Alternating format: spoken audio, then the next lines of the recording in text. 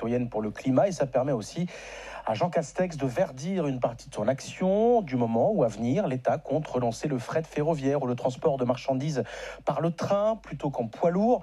C'est le Premier ministre lui-même qui l'a annoncé hier lors d'un déplacement dans le Val-de-Marne. Hier soir, on en parle sur France Info en direct avec vous. Franck Tuffreau, bonjour. Oui, bonjour. Vous êtes coordinateur de l'Alliance 4F, Fret ferroviaire français du futur, qui regroupe les acteurs de cette filière en France. Avant d'analyser, si vous le permettez, en détail ces annonces du gouvernement, quelle est concrètement aujourd'hui la situation du fret en France? Est-ce qu'elle est encore vivace, cette activité, ou est-ce qu'elle est plutôt confidentielle? Alors, premièrement, c'est que elle représente 9% de part modale de marché, c'est-à-dire que par rapport aux autres modes, contre une moyenne de 18% en Europe, ce qui est quand même très en retrait par rapport à ce qu'on devrait. D'autre part, ce secteur ferroviaire a prouvé son intérêt pendant la crise sanitaire, dans le sens où on a bien vu que 100% des plans de transport ont pu fonctionner pour livrer les Français confinés, et ça a été quand même quelque chose qui a été révélateur sur ce mode de transport. Et ça fait plusieurs années justement qu'une relance du fret revient comme solution dans le débat écologique et économique aussi. Là, le gouvernement semble vouloir enfin le faire. Vous êtes satisfait? Vous pensez que c'est une bonne nouvelle et que ce sera forcément suivi d'effets? Alors sur les péages, c'est une très bonne nouvelle. Oui, on va y revenir. Ça profite à tout le secteur et à toutes les entreprises, quelle que soit leur taille. Je rappelle, aujourd'hui, il y a quand même 40% du fret qui est transporté par des opérateurs privés. Donc cette alliance qui est inédite a vu le jour au moment où le secteur était en crise, c'est-à-dire en 2019, qui avait beaucoup souffert des grèves. Je précise juste pour nos auditeurs, pardon, il s'agit de rendre gratuits les droits de péage pour les trains de marchandises. Oui, c'est ça. C'est environ 10% des coûts des entreprises ferroviaires qui sont donc retirés aux exploitants, ce qui leur permettra justement de pouvoir renflouer un peu les caisses qui ont été gravement endommagées lors des dernières grèves. Alors dans le détail, l'État va notamment relancer le train des primeurs Perpignan-Rungis. Donc ce serait des marchandises, des fruits et légumes qui remonteraient du sud, on l'a bien compris, vers Rungis, en fait, ce grand marché aux portes de Paris et qui fournit notamment les restaurants de la région parisienne, mais pas que. Cette ligne a été supprimée purement et simplement il y a un an, en juillet 2019, faute de clients.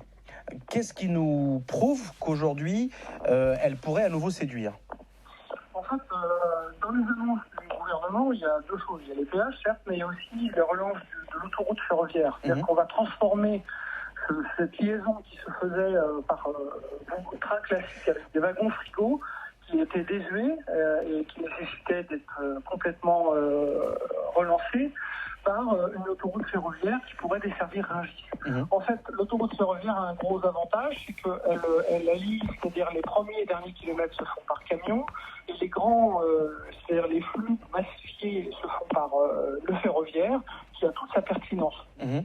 Mais si je vous pose, encore une fois, je vous repose la question, est-ce qu'on peut s'attendre, ça va passer évidemment par un coup de pouce de l'État vis-à-vis de la SNCF, par peut-être une modernisation des équipements, mais il y a un an, on avait arrêté tout ça faute de clients, donc il faut imaginer que les clients soient reséduits à nouveau par cette perspective. Ce qui est essentiel, en fait, au-delà des annonces de l'État et de ce que l'État peut nous donner, c'est que c'est une première étape. La seconde étape sera surtout et avant tout la qualité de service. Et pour avoir une qualité de service, il faut avoir accès au réseau de manière, je dirais, très libre, avec des plans de transport qui soient respectés, des trains à l'heure. Et c'est ça qui fait venir les clients, c'est la qualité de service. Ça veut dire que la SNCF doit financer cet effort et moderniser l'équipement. Est-ce que c'est le cas aujourd'hui ?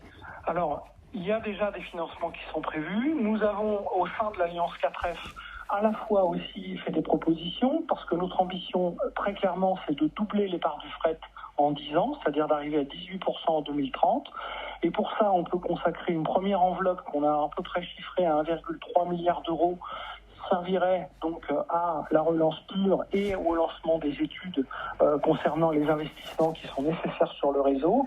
Et ensuite, c'est une enveloppe d'1,5 milliard d'euros par an pendant 10 ans pour arriver à avoir les travaux d'infrastructure nécessaires pour obtenir et réaliser nos ambitions. Alors ces objectifs permettent aussi de réimpliquer les territoires qui semblent être le mot-clé du moment pour le gouvernement. Des appels à projets vont être lancés pour les lignes Bayonne-Cherbourg ou Sète-Calais. On a l'impression que ça ignore l'Est de la France.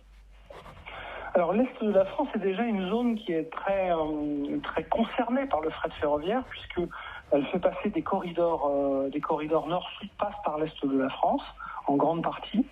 Donc les territoires seront un maillon essentiel pour la relance du fret ferroviaire, dans le sens où c'est la connaissance des territoires, le fait de pouvoir investir par moment de manière régionale pour pouvoir rebasculer certains industriels ou certains clients vers le ferroviaire plutôt que vers la route.